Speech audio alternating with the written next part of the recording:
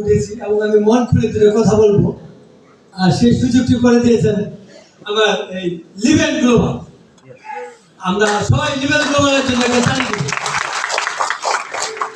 আমার এক সহকর্মী, আমার পরিচয় হলো আমি যুব উন্নয়ন অধিদপ্তরে চাকরি করি, অল্প কিছুদিন আমার চাকরি আছে।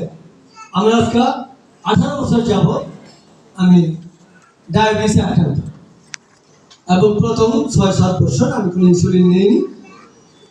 আপনারা জানেন যে বাংলাদেশের একজন ইসলামী ব্যাংক হাসপাতালের প্রফেসর ডায়াবেটিসের উপর যিনি বিশেষ ডিগ্রিপ্রাপ্ত ডক্টর হাফিজুর রহমান, আমি ওনার পেশেন্ট।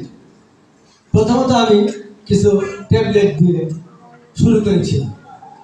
7-8 বছর পরে আমার সেই ট্যাবলেটে কাজ হচ্ছিল না, আমার ডায়াবেটিস বেড়ে যায় 18 থেকে 20-22 পর্যন্ত হয়েছে।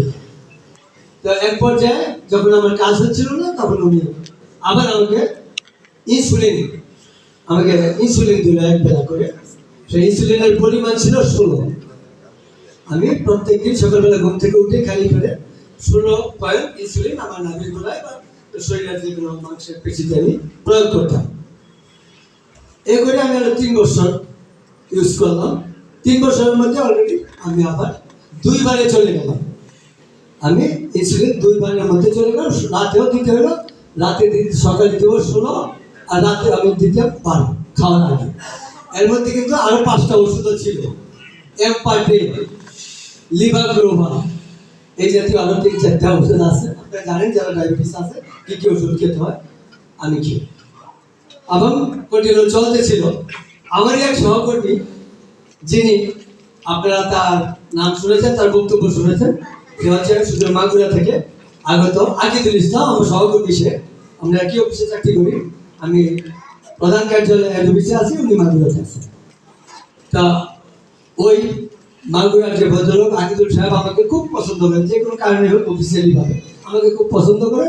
বারবার সে আমাকে রিকোয়েস্ট করে যে সাজান ভাই, আপনি খালি একটা প্রোগ্রাম দেখেন, আপনার কোনো ওষুধ খেতে হবে না, কিচ্ছু করতে হবে, ওই প্রোগ্রাম দেখেন। তাও আমি মনে হয় 4-5 মাস ডিলে করছি, আসিনি।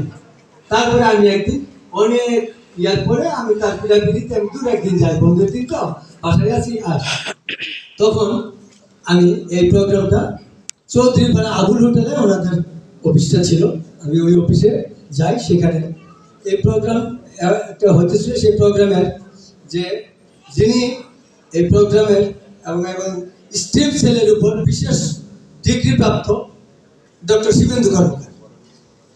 শিবেন্দু কর্মকার স্যারের সে বক্তব্য আমি